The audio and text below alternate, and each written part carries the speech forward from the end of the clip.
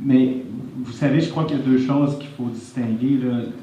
La première, c'est l'ajout politique qui sous-tend le débat et l'adoption de ce projet de loi-là. Et à ce titre-là, le film est très bien nommé La Charte des distractions.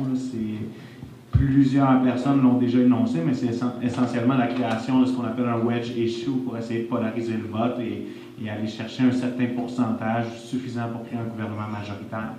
Maintenant, c'est évident que ce projet de loi-là ne sera pas adopté. On a vu qu'avec le déclenchement des élections, même les commissions parlementaires vont être annulées. Donc, la plupart des intervenants, je ne dirais pas les plus crédibles, là, mais les intervenants organisés, les représentants des principales communautés touchées, des organismes comme Québec inclusif, on ne sera pas entendu en commission parlementaire.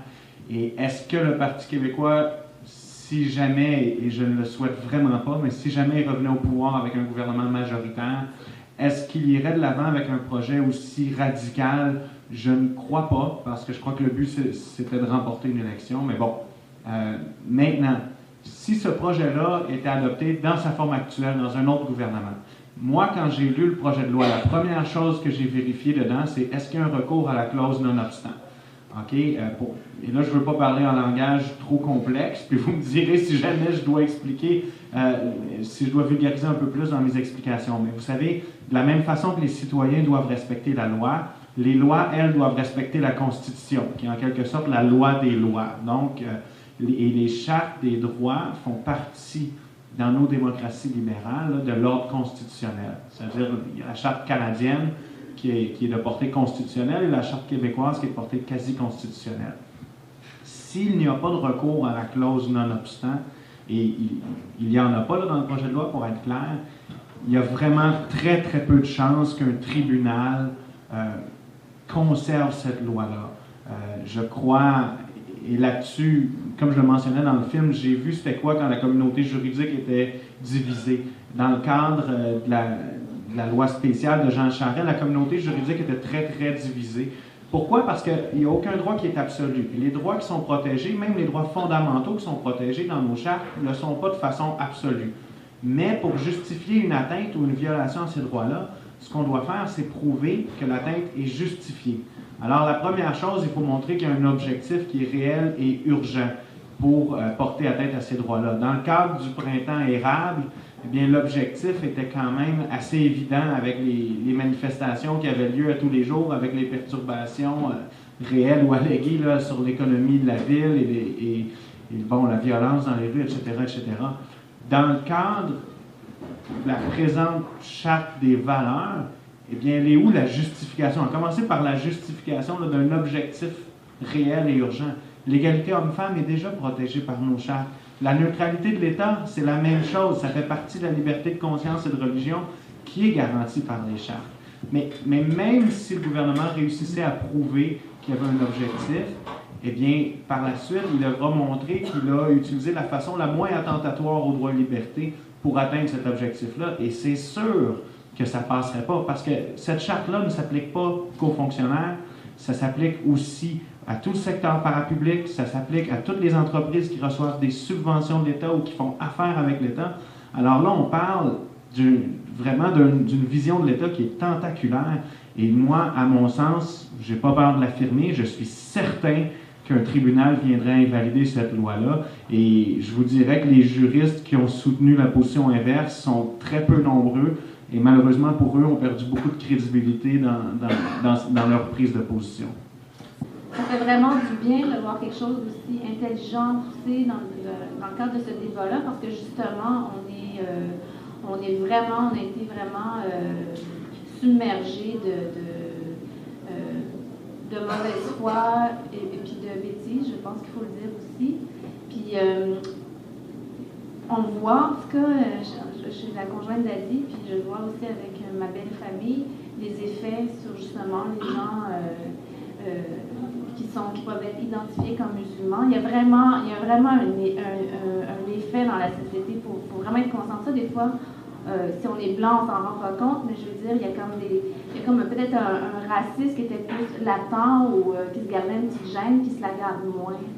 Puis je trouve que c'est très, très important que ce documentaire-là soit diffusé puis existe. Je pense, imaginez s'il avait pris le 2 millions de la campagne de propagande qu'on a toutes reçu par la poste. Là, vous savez, c'est ça qu'on a toutes payé aussi.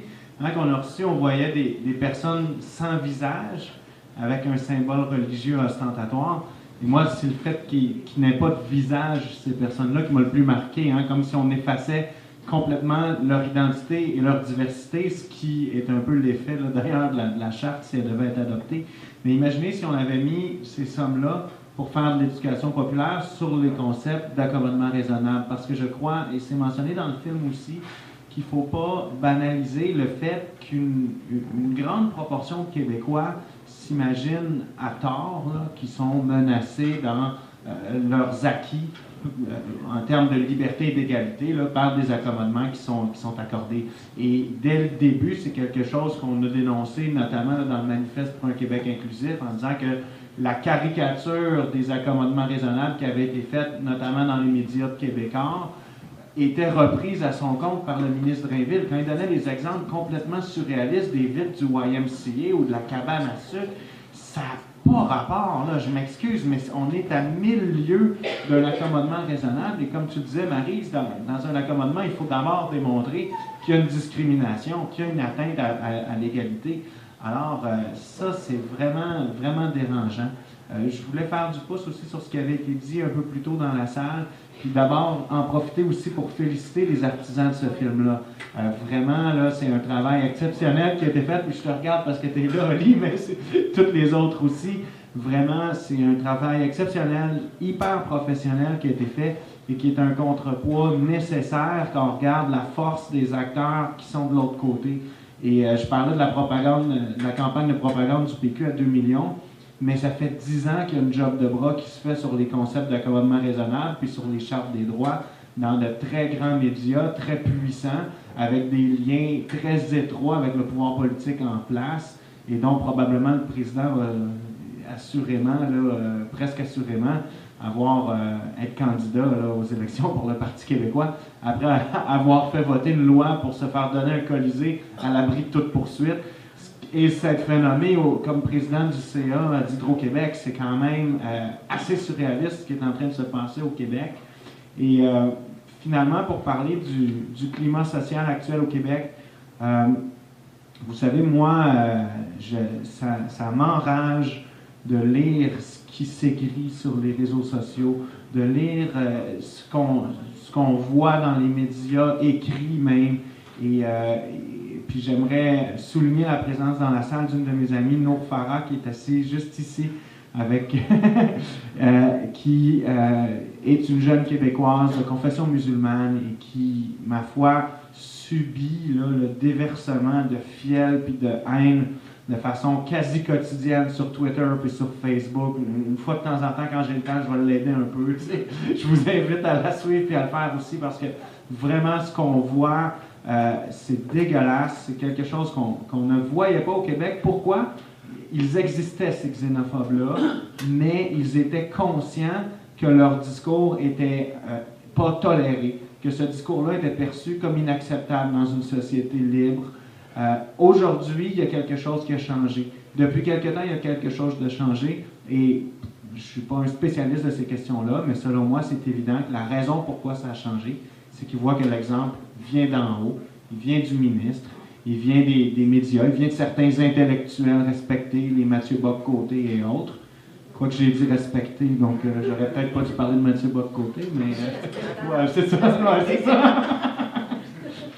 Mais bref, tout ça pour dire, Nour, je te salue, puis lâchez pas. On a besoin de toi, de tes sœurs, puis tout ça, puis vous faites quelque chose d'important. Puis s'ils réagissent si fortement, les identitaires de l'autre côté, c'est peut-être parce qu'ils ont peur, puis peut-être parce qu'ils sont conscients que c'est leur dernière chance à cause de la démographie, à cause qu'ils sont la plupart du temps très âgés ou sinon des jeunes vieux. Et c'est probablement pour ça qu'ils sont si agressifs. Alors il faut garder le cap, lâchez pas.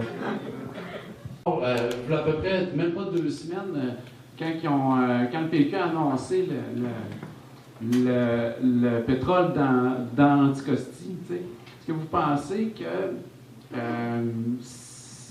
cette charte-là vient comme nous bousiller toute notre attention pour qu'en dessous, il nous en passe une coupe.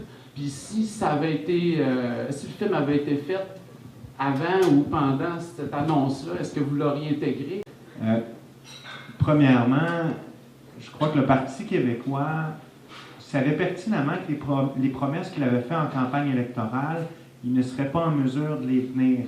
Et on a juste à citer 3 exemples. Le premier, dans les élections à date fixe. Deuxièmement, le gel des tarifs de garderie.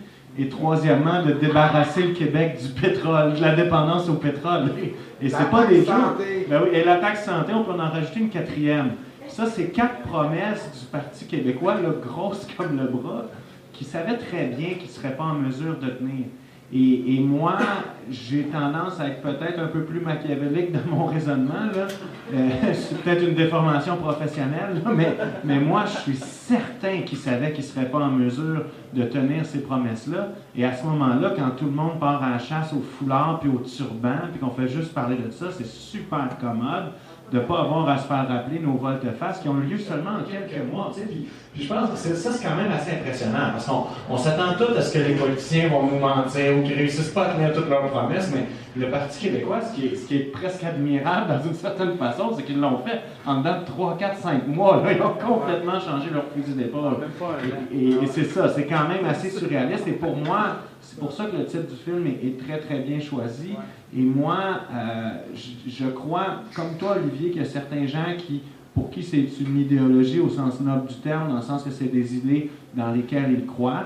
Mais je crois que la vaste majorité, puis là, on n'a qu'à penser à des gens comme Jean-François Lisée, puis cette gang-là, eux, c'est de l'idéologie au sens critique, là, au sens d'Habermas, des philosophes critiques. On utilise l'égalité homme-femme comme idéologie, on utilise la laïcité comme idéologie, donc comme écran de fumée pour masquer les objectifs véritables. Parce que si c'était réellement la neutralité de l'État, l'objectif, pourquoi on s'attaquerait juste au symbole des religions minoritaires qui représentent un infime pourcentage de la population, en donnant des privilèges spéciaux à la religion de la majorité qui représente 80% de la population?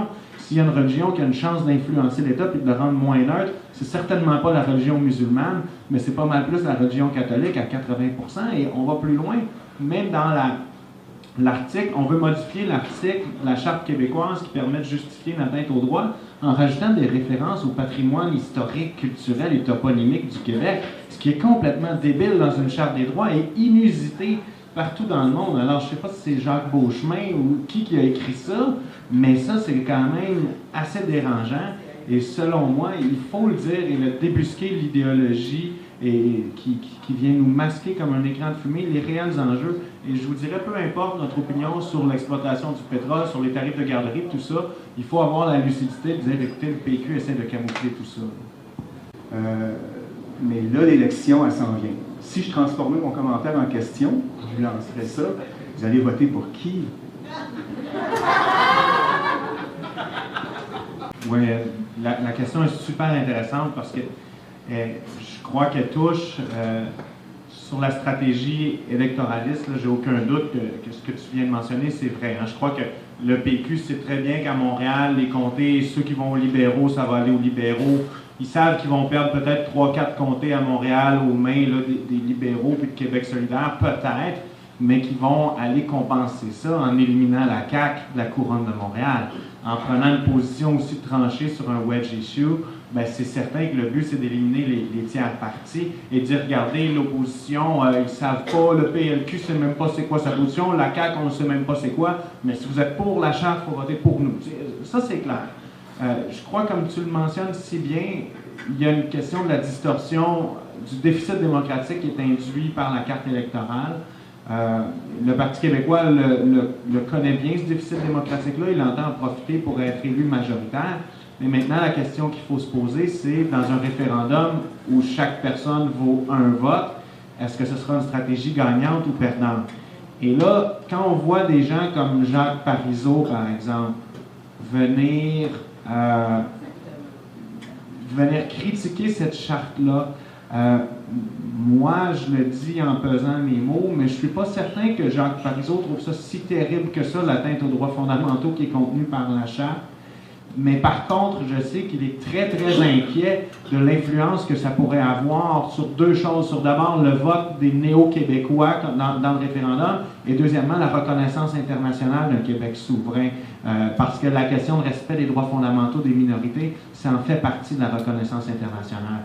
Et quand il y a des ténors souverainistes comme Jean Dorion, Lucien Bouchard, qui viennent critiquer cette charte-là, c'est sûr qu'eux, ils y pensent aussi à l'impact que ça pourrait avoir dans un éventuel référendum, cette question-là. Et il ne faut pas non plus jouer à l'autruche du côté du Parti québécois, parce que parmi les immigrants qui ont été accueillis au Québec, ceux qui étaient les plus francophones, les plus francophiles et les plus susceptibles d'appuyer ce projet d'indépendance nationale-là, c'est souvent les communautés d'Afrique du Nord et les communautés arabo-musulmanes, ceux-là même qui sont le plus visés et qui seront le plus durement touchés par ce projet-là. Alors, il y a quelque chose ici qui va être très dur à prévoir, mais je crois également que du côté des identitaires qui ont pris le contrôle là, du navire péquiste, on a vu que on a décidé que sur le plan démographique, ça ne valait pas la peine d'essayer de convaincre les immigrants et qu'on allait y aller plutôt, comme Jacques Parizeau le disait dans son discours, là, essayer de passer dans le vote de souche là, de 60% à 63-64%, puis passer le oui.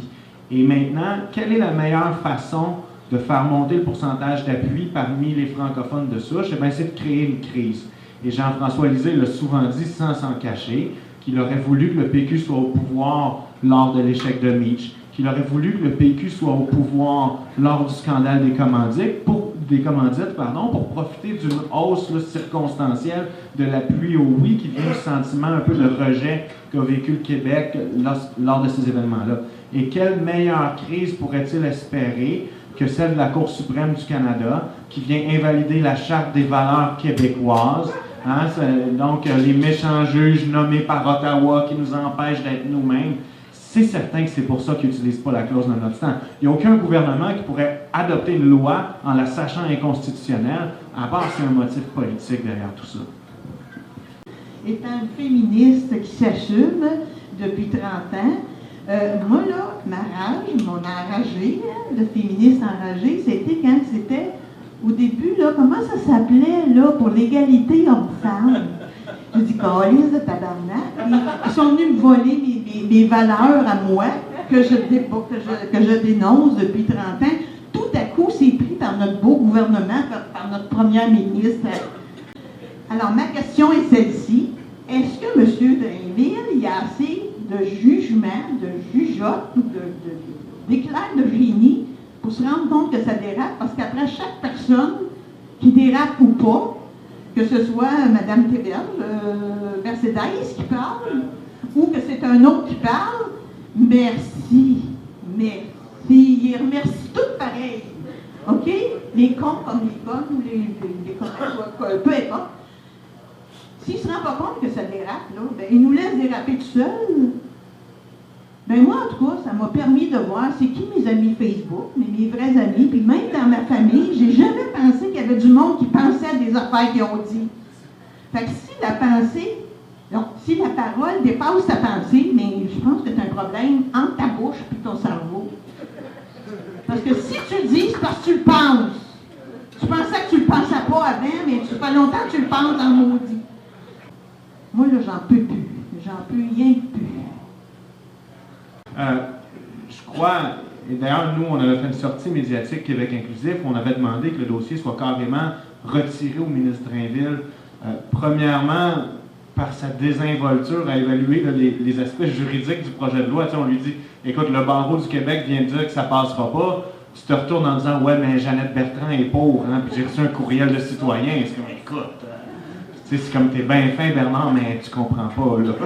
Comme, premièrement. Mais deuxièmement, et de façon plus importante, cette même désinvolture avec laquelle le ministre Drainville, et maintenant on doit dire tout le gouvernement, parce qu'on a vu qu'ils ont choisi de le laisser là, alors la grande responsable, c'est pas Bernard Drainville, c'est Pauline Marois, qui trouve que lui, il fait un très très bon travail avec tout ça, et que c'est un débat modéré qu'on est en train d'avoir au Québec. Et là, tu te dis, coudonc, ils vivent sur quelle planète? Et probablement que leur manque d'empathie envers les minorités qui sont touchées, qui sont les victimes des actes haineux, vient du fait qu'ils n'en ont pas mais ils n'en ont pas un Christ avec eux autres, là. Ils n'en ont pas de minorité religieuse avec eux, c'est sûr, sinon il n'y aurait pas des projets comme ça. Et je crois que ça explique une bonne partie de leur manque d'empathie. Quand on ne connaît pas des personnes qui sont touchées, quand on n'en connaît pas des femmes qui vont perdre leur job au nom de l'égalité homme-femme, eh bien c'est facile de faire comme si ça n'existait pas. Mais vous savez, moi ce qui m'a marqué du comportement de Bernard Drinville en commission parlementaire, c'est que dans les premiers jours, il y a eu un intervenant, je ne me souviens plus c'était lequel, qui avait traité certains chroniqueurs de racistes. Et là, Bernard Drinville l'a tout de suite arrêté. Il a dit non, oh, attendez, monsieur, hein, on va faire un débat respectueux ici. Il n'est pas question qu'on traite qui que ce soit de raciste. OK. Et là, dans la même journée, il y a la famille Pinot-Caron qui passe en parlant de l'autobus, puis d'enlever nos chaussures, puis il priait à quatre pattes. Et là, le ministre les écoute en disant, vous savez, je respecte votre opinion. Il leur serre la main, il dit, je comprends que vous êtes pour la charte. Mais là, il y a un gros problème, là, parce qu'il ne veut pas entendre le mot raciste, mais quand il entend des commentaires racistes et xénophobes, il n'y a pas de problème. Alors, c'est tout à fait symptomatique, leur espèce de laïcité vide de sens, qui est seulement une laïcité d'apparence, hein, axée sur les symboles religieux, alors que dans le fond, l'État va être moins neutre encore sur le plan religieux, l'État va être moins égalitaire sur le plan de l'égalité des sexes. Alors je crois qu'il y a quelque chose de très très symptomatique de ce gouvernement-là, qui se fixe sur des symboles, sur des mots qui sont somme toute vides de sens. Le féminisme québécois dominant, c'est pas un féminisme dans lequel je me reconnais, parce que, premièrement, il m'exclut moi en tant que femme musulmane, mais aussi il exclut ma réalité de femme issue d'un groupe minoritaire. Ils ne se rendent pas compte que la réalité du groupe dominant, c'est pas la même que la réalité des groupes dominés. Ils ne se rendent pas compte qu'on ne fait pas face aux mêmes conditions, on ne vit pas dans la même réalité. Puis en dehors de l'oppression sexiste auquel les femmes musulmanes font face, il y a aussi l'oppression raciste, il y a aussi l'oppression économique. Fait que moi, je ne me reconnais aucunement dans ce féminisme-là, puis ça me dégoûte que des femmes, mais aussi des hommes, se découvrent féministes à 45 ans, à 50 ans, pour me dire quoi faire, puis pour m'arracher mon autonomie en tant que femme québécoise. Autre point, j'ai jamais fait autant face, j'ai jamais voulu me victimiser par rapport au fait que je sois une minorité, mais là, je dois le reconnaître, j'ai jamais fait aussi face à de la discrimination, à des insultes, à des menaces. Il y a vraiment un manque de sensibilité par rapport aux réalités que vivent les minorités, qu'elles soient religieuses, qu'elles soient ethniques. Puis je trouve que c'est vraiment dangereux parce que je suis québécoise, comme je l'ai dit tantôt, je suis née ici, puis j'ai pas d'autre endroit où aller. Fait que c'est qui veut me protéger à part mon gouvernement? Si mon gouvernement se met contre moi, c'est là que je me demande, il me reste quoi, puis il me reste qui?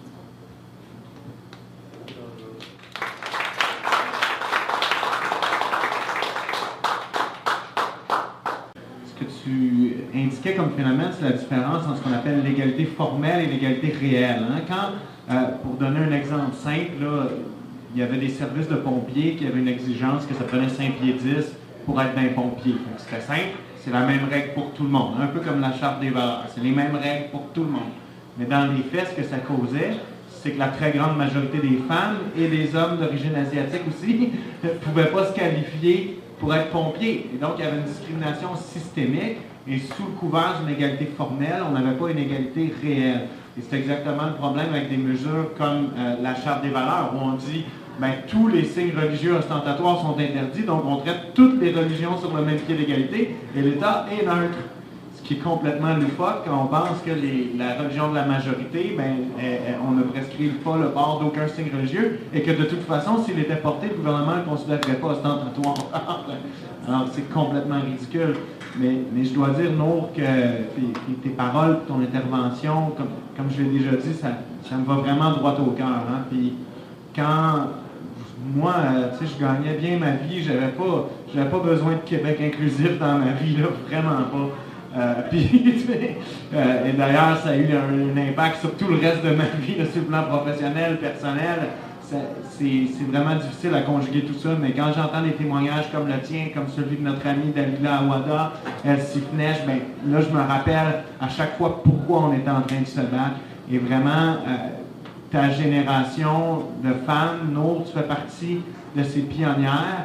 En tant que première femme québécoise d'origine musulmane qui prend position dans un débat public, vous êtes les premières qu'on a. Et je pense que c'est pour ça que vous êtes victime d'autant d'attaques sexistes, parce qu'il faut les appeler par leur nom, ces attaques-là.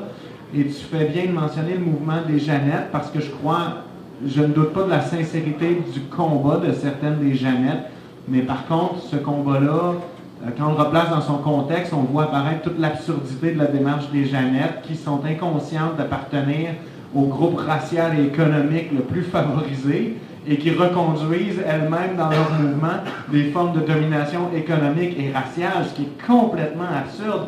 Et heureusement, dans la mouvance la plus moderne du féminisme, et on peut penser par exemple quand on avait répliqué avec les inclusives au mouvement des Jeannettes, avec entre autres Aurélie Langto, Dalila Awada, Judith Lucier, Rio Wachon, pour dire, écoutez, là, comment les filles, et dans le film, on le voit bien quand Marie Pascaline vient dire, écoutez, on a passé 50 ans à dire, à dire aux hommes, arrêtez de nous dire quoi faire, puis là, on dit aux femmes blanches, arrêtez de nous dire quoi faire.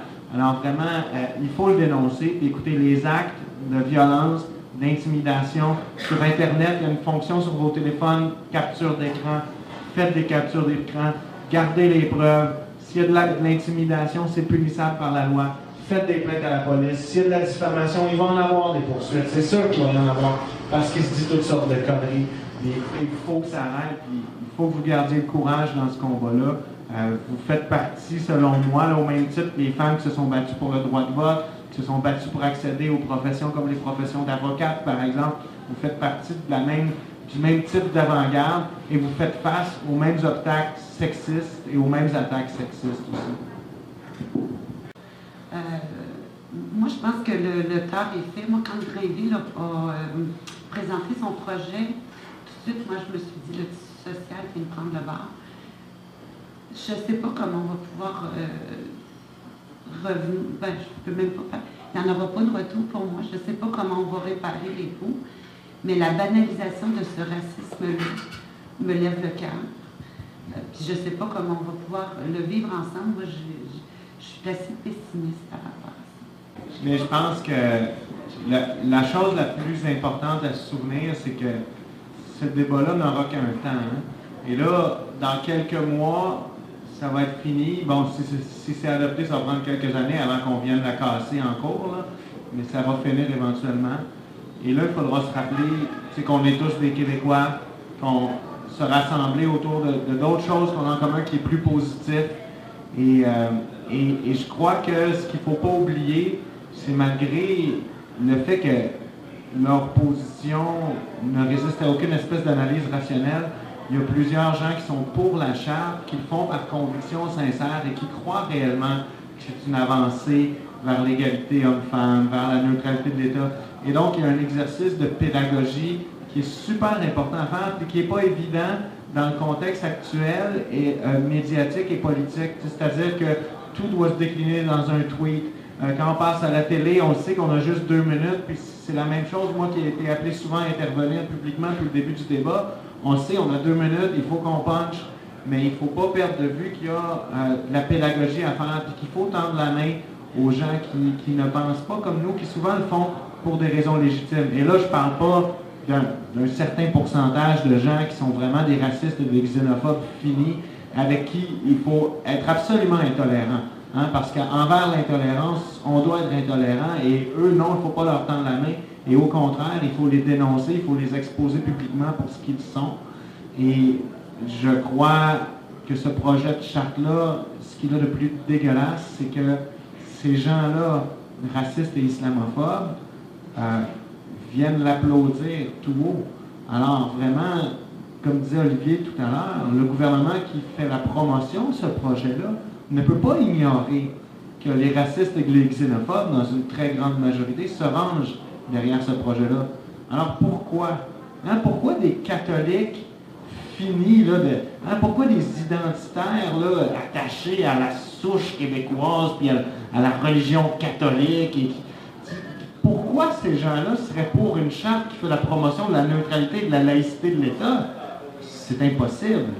Alors, si ces gens-là sont pour la charte, c'est qu'ils l'aperçoivent pour ce qu'elle est, c'est-à-dire une attaque contre les religions minoritaires. Et là, vraiment, nous, on a un exercice de pédagogie à faire aussi envers les gens qui sont pour la laïcité, sincèrement, et qui voient cette charte-là comme une avancée, hein, et qui disent oui, c'est imparfait, mais c'est un pas à faire dans la bonne direction.